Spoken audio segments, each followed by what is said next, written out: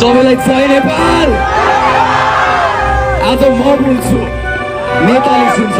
I can talk in English, I can talk in Nepali, whatever the fuck you want.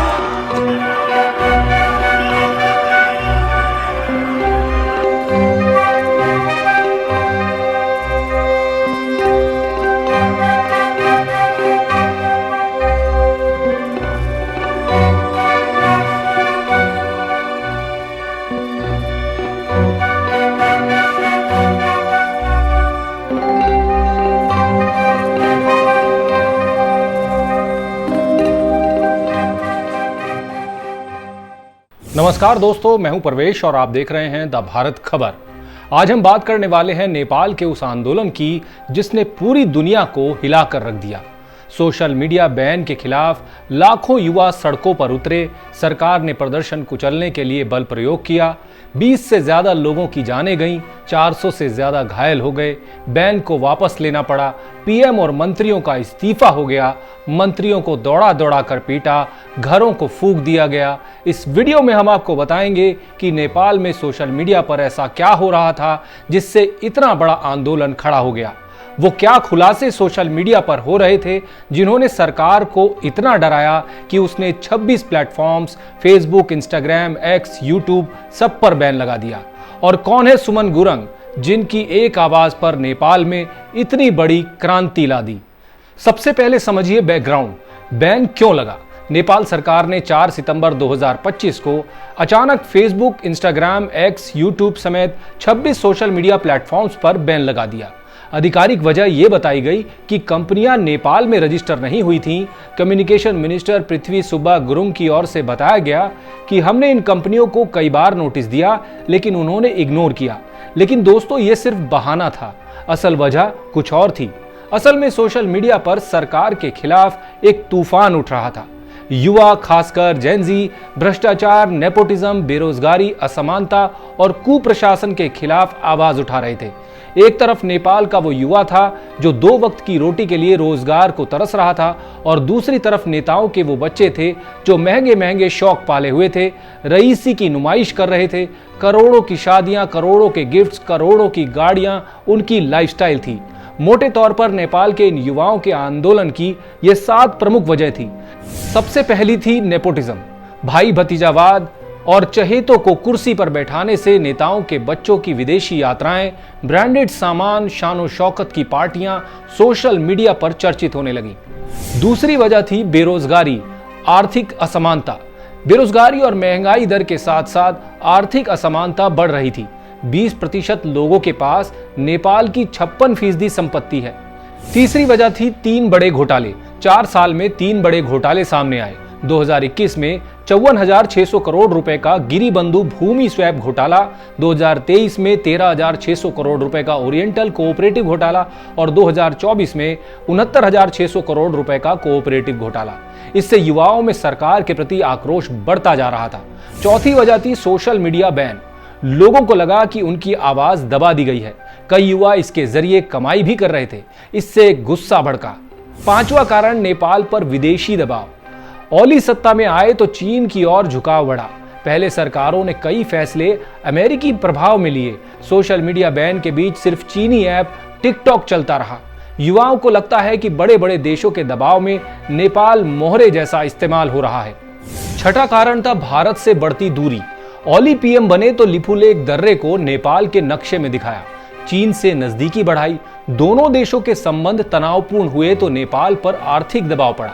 इससे भी युवाओं में बेचैनी बढ़ी।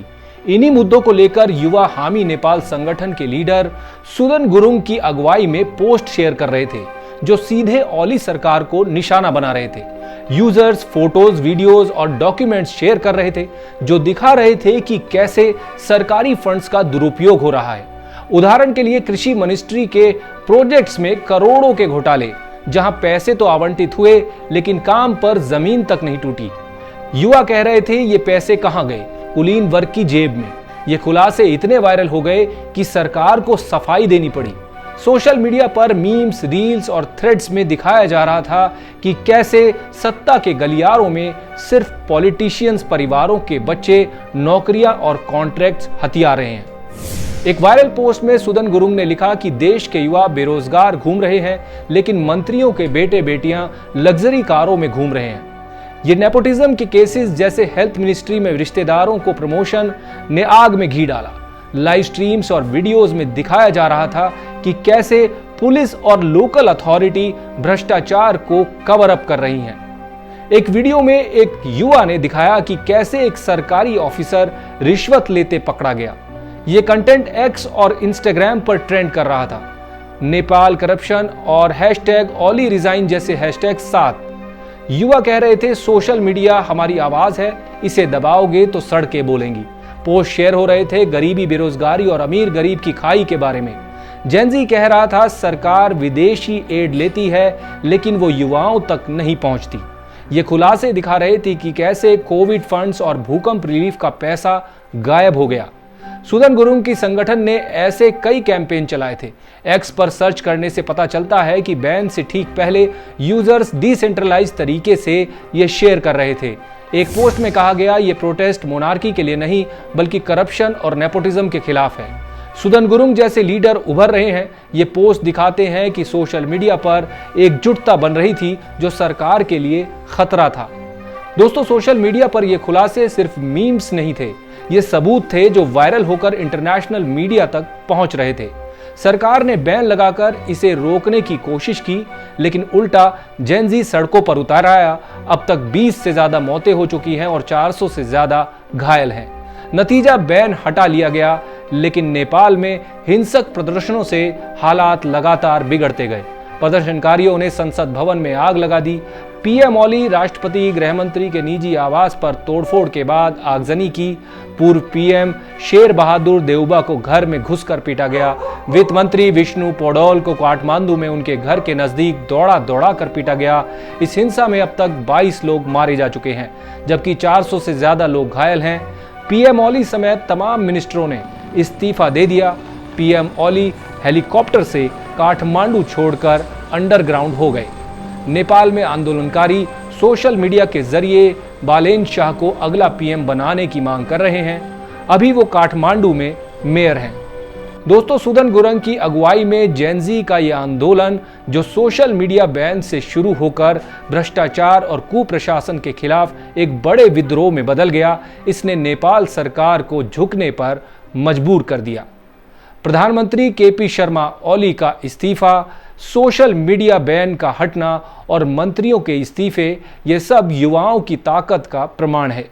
लेकिन दुखद ये कि इसकी कीमत 22 जिंदगियों को चुकानी पड़ी और सैकड़ों घायल हुए। सुदन गुरुंग और हामी नेपाल संगठन ने दिखा दिया कि युवाओं की आवाज दबाई नहीं जा सकती। उन्होंने कहा था ये हमारा समय है, हमारी लड़ाई है, और आज इस लड़ाई ने नेपाल की राजनीति को बदल कर रख दिया है।